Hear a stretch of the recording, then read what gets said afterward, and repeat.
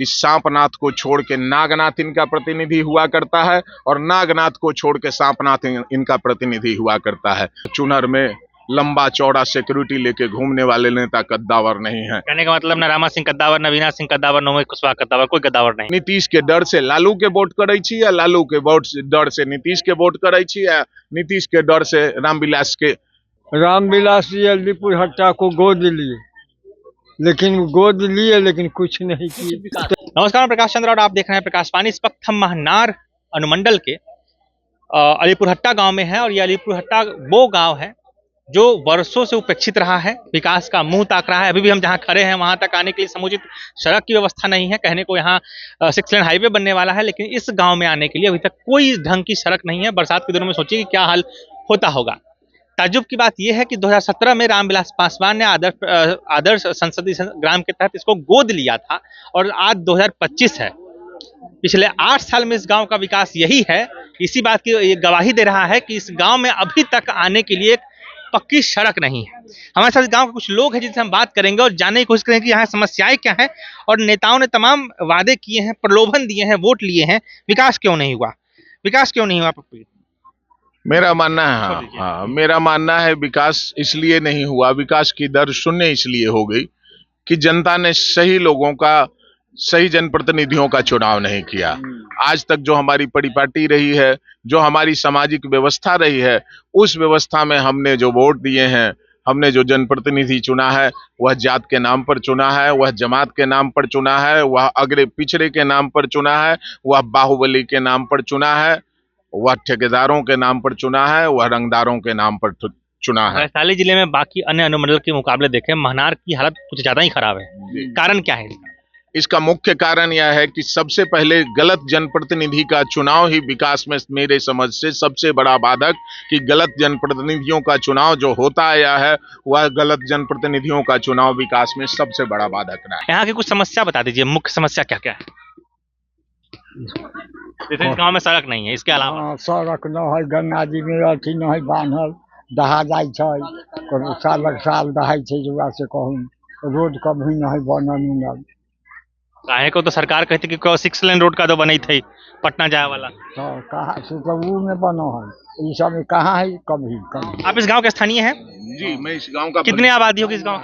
इस गांव का मैं भगिना हूँ। अच्छा, भगिना है, ननिहाल हुआ आपका? हाँ जी, ये मेरा ममुहर है और मैं इस गांव में बचपन से खेल के बड़ा हुआ हूँ, जवान हुआ हूँ और अब बुढ़ापे में हूँ। कितनी संख्या होगी आबादी? इसकी आबादी तकरीबन जो ये आप देख रहे हैं, जिन 4-5 गांवों का नाम हमने लिया, मजलिसपुर, मुख्तियारपुर, अलीपुर हट्टा, उसके बाद हसनपुर, ये इन सारे गांवों की आबादी नियर अबाउट करीब जो होगी वह 50,000 के आसपास होगी। और 50,000 वोट बैंक है यहाँ पे, और फिर भी बाढ़ में डूबता है, सड़कें नहीं है, स्कूल के हालात तो देख ही रहे हैं। ये 50,000 हमने कम कहा, इससे आप और आगे जाएंगे तो बाबा लोग बताएंगे कि हमारे दियर के उस पार भी आबादी हमारी है, वहाँ का भी कुछ वोट हमारे पास है। तो तकरीबन मैं आपको महनार का पूरा आंकड़ा दे दूं कि यहाँ के आंकड़े में 4,20,000 रजिस्टर्ड वोट है, जिसमें 3,80,000 सक्रिय वोट है और 3,80,000 लोगों की आबादी हर साल कटाव से पीड़ित होती है, हर साल भुखमरी की समस्या होती है और हर साल यहाँ का प्रशासन आंख बंद करके लोगों के बीच आता है, लोगों को झूठा आश्वासन देता है। हमारे जनप्रतिनिधि आते हैं, वह भी झूठा आश्वासन देते हैं और लोगों का गुस्सा जब बहुत ज्यादा बढ़ जाता है तो 1 ट्रक 2 ट्रक बालू गिरा के गंगा के किनारे समझ लिया जाता है कि कटाव का काम हो गया।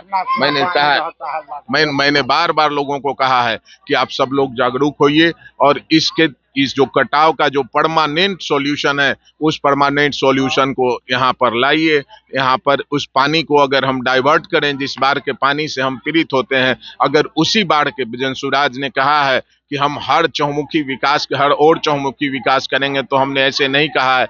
मेरी पूरी प्लानिंग है, हम लोगों की पूरी प्लानिंग है कि हम लोग जहाँ जाते हैं और जहाँ पदयात्रा करते हैं, वहाँ हमारे साथ रिसर्च टीम जाती है। और महनार के क्या हुए जी?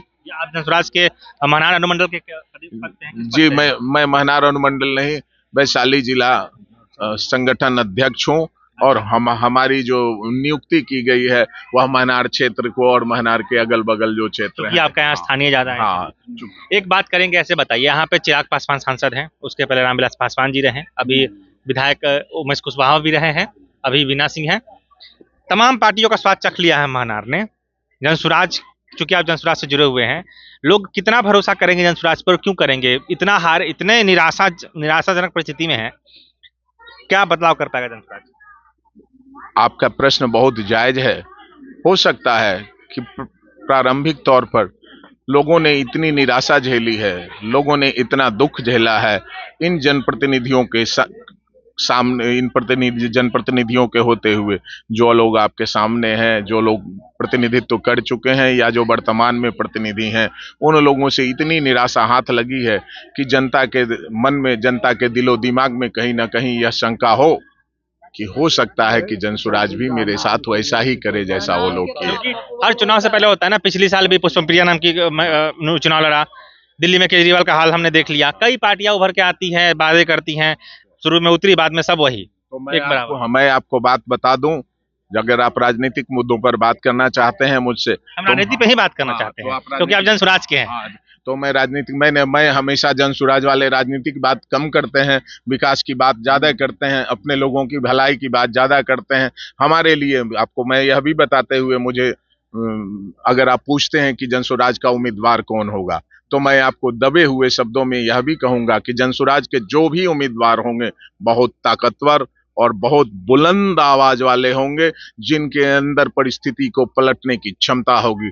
और उस परिस्थिति को पलटने के लिए हमारे जनसुराज में एक नहीं बहुत सारे साथी हैं, जो जिनके कंधे मजबूत हैं, जो अपने कंधों पर विकास का भार उठा सकते हैं। वैसे हमारे कम से कम 5 से 6 साथी मैदान में हैं। और जनसुराज जो जनप्रतिनिधि का फैसला करेगी, वह पार्टी के आला कमान पर कहने पर नहीं होगा, प्रशांत किशोर के कहने पर नहीं होगा।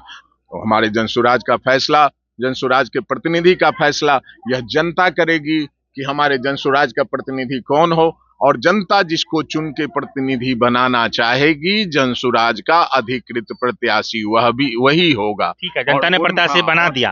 एक सेकंड, जनता ने प्रत्याशी बना दिया, कोई एक नाम ले, आप ही ले लीजिए, आ गए। यहाँ जो वर्तमान कद्दावर नेता लोग हैं, कैसे टक्कर दीजिएगा उनको? वर्तमान कद्दावर नेता जो भी हैं विभिन्न पार्टियों के, टक्कर कैसे दीजिएगा उनको? आप इन बातों के तरफ जरा सा ध्यान दीजिए। और जो शब्दावली मेरे पत्रकार बंधु, आपने जो कहा है कि कद्दावर नेता वो तब होते जब वह नितिन गडकरी के तरह काम करते। मैं राजनीति से, पर जनसुराज वाले किसी अच्छे काम को करने वालों को तारीफ किया करते हैं, किसी भी पार्टी के हो। मैं कद्दावर उसी को मानता हूं जो विकास का काम करता है। मैं कद्दावर उसी को मानता हूं जो लोगों के साथ होता है। मैं कद्दावर उसी को मानता हूं जो हमारे सुख दुख में हमारे आंसू पोंछने के लिए साथ होता है। कद्दावर नेता का मतलब फॉर्च्यूनर में लंबा चौड़ा सिक्योरिटी लेके घूमने वाले नेता कद्दावर नहीं है। कहने का मतलब, न रामा सिंह कद्दावर, न वीना सिंह कद्दावर, न उमेश कुशवाहा कद्दावर, कोई कद्दावर नहीं। अगर सबसे ज्यादा कद्दावर अगर किसी को मानते हैं, तो सबसे ज्यादा कद्दावर अगर महनार में है तो वह जनसुराज होगी। अभी है या नहीं मैं नहीं बताऊंगा, लेकिन कद्दावर में यह सवाल वही रह गया, टक्कर कैसे लीजिएगा चुनाव में? मैं टक्कर देने के लिए लोगों के पास आ रहा हूँ ना, आप मेरे पास बैठे हैं ना, ये टक्कर है। हमारे बैठने से चुनाव नहीं जीतेगा ना। हाँ, आपके बैठने से यह पता चलता है कि आपके अंदर भी यह बात है कि भाई आग हो कहीं ना कहीं होनी चाहिए। यह चिंगारी मेरे दिल में ना सही, तेरे दिल में तो जलनी चाहिए।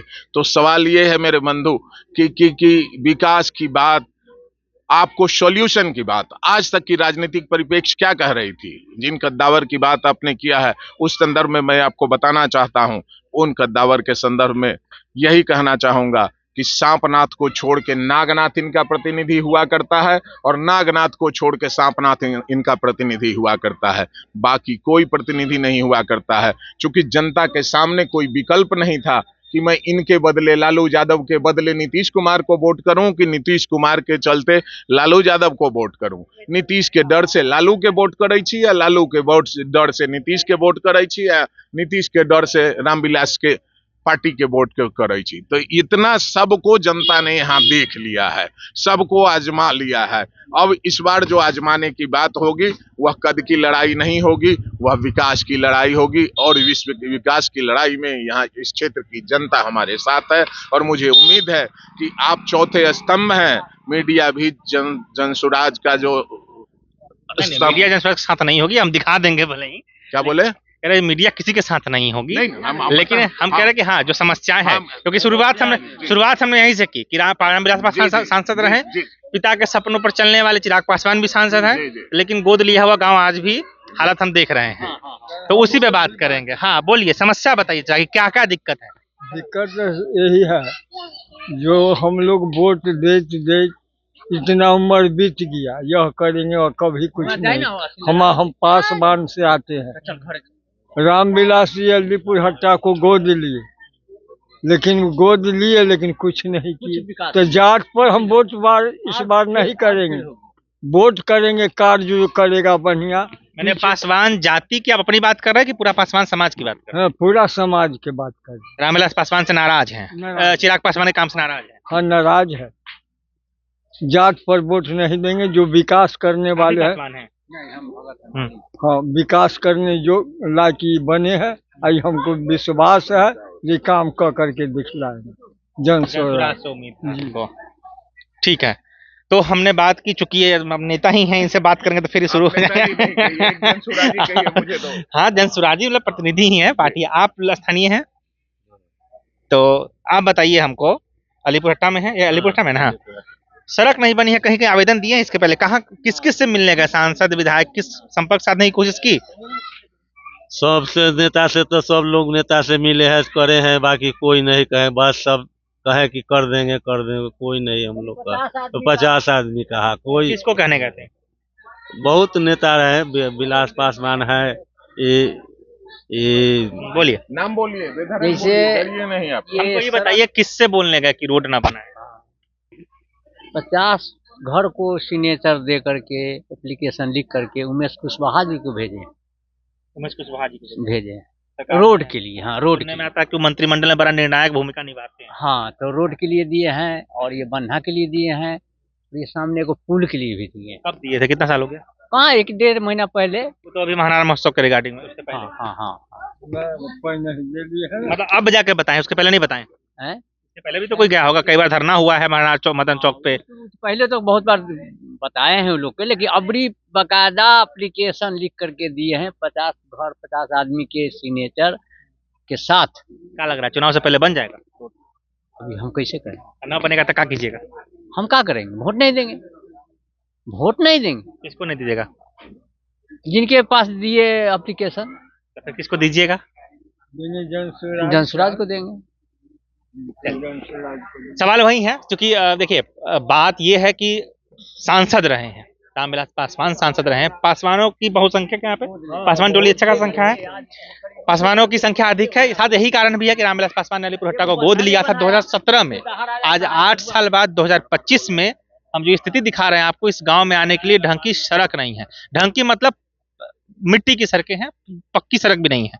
बारिश होती है, लोग फिसलते हैं, गिरते हैं, महिलाएं हैं यहाँ पे। लगभग हमको लगता है कि 100 से ज्यादा घर होंगे इस एरिया में, इतनी आबादी है, लेकिन आने के लिए एक सड़क नहीं है।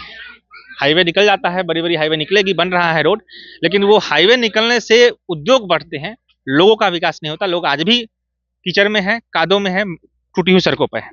आगे भी चलेंगे, हम महानार की और भी विशिष्ट स्थिति को बताएंगे आपको। फिलहाल मैं प्रकाश चंद्रा, आपको क्या लगता है महानार में कितना विकास हुआ है? और क्योंकि जनसुराज के सदस्य थे, कार्यकर्ता थे, उन्होंने बताया है जनसुराज विकल्प अगर दे रही है तो कितना मजबूत विकल्प होगी, ये हम आपसे कमेंट में जानना चाहेंगे। फिलहाल मैं प्रकाश चंद्रा, आप देखते प्रकाशवाणी। धन्यवाद।